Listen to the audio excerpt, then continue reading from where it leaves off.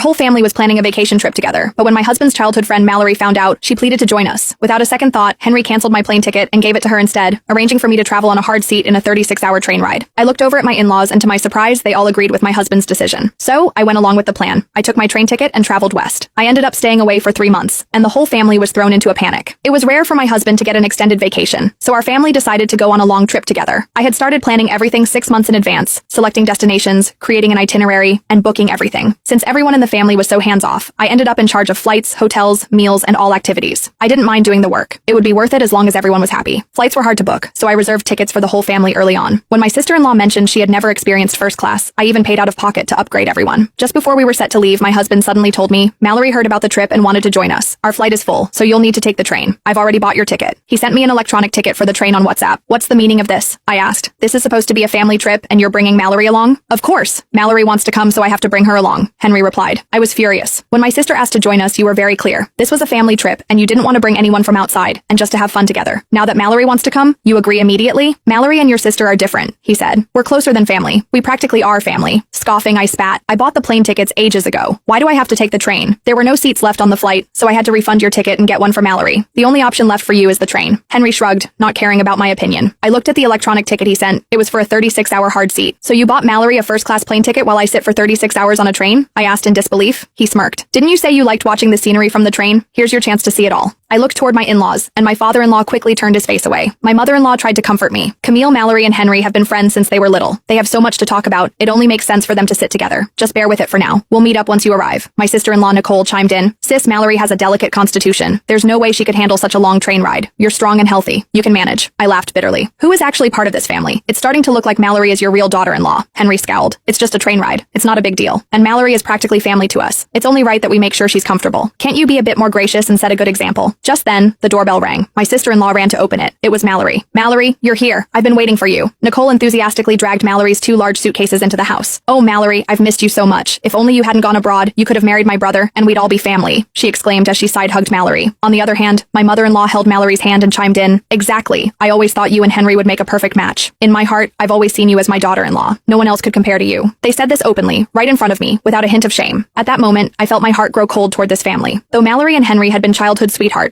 when the Baker family fell on hard times, she left the country without hesitation. It was me who helped the Baker family repay $500,000 debt, and out of gratitude, Henry married me. I had given so much to this family. My parents-in-law weren't in great health, and I'd been caring for Nicole since she was 10, handling everything from cooking and laundry to picking her up from school, helping with her homework, and attending her parent-teacher meetings. Now she was 15, and I had essentially raised her for 5 years. Though I was only her sister-in-law, I felt more like her mother.